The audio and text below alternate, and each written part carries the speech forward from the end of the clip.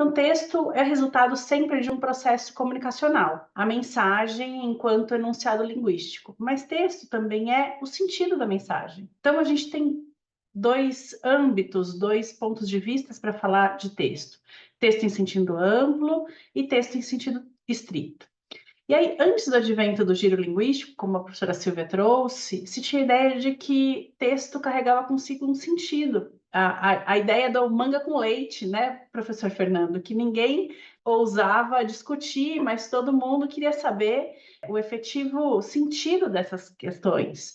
Então, texto, verdade, eram questões a serem reveladas pelo intérprete, de modo que cada coisa tinha um sentido inerente, um sentido a priori. Mas essa ideia foi superada, tanto isso que a gente vem discutindo questões, quais verdades, que verdades, rediscutindo verdades, e a ideia de que textos são produzidos sempre por pessoas, a partir de um repertório próprio, de um repertório individual que ela domine, e em um contexto que ela se comunique.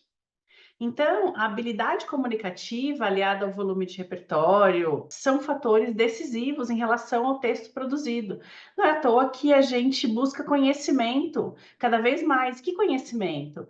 A habilidade não só dos textos que a gente trata, mas a habilidade de como enunciar esses textos. Então, um exemplo bem simples do nosso dia a dia é que para advogar uma pessoa precisa conhecer a lei, ok?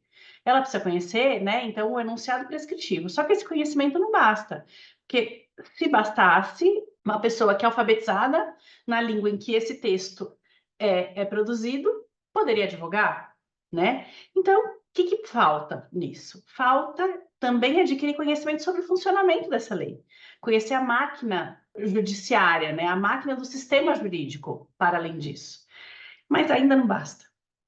Quando ela vai advogar, ela precisa que é preciso que esse sujeito, para atuar nessa demanda, que ele conheça os fatos que levaram o seu cliente àquele contexto. E isso basta, né? A gente vem de uma era que dizem que contra fatos não há argumentos.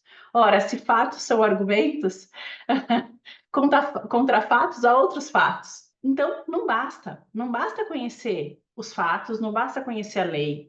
É preciso que esse discurso, que esse profissional produza a respeito da aplicação dos fatos às leis, né, ou das leis aos fatos, melhor dizendo, convence o professor Bianor, convence o professor Fernando, enquanto eles estão atuando lá como julgadores.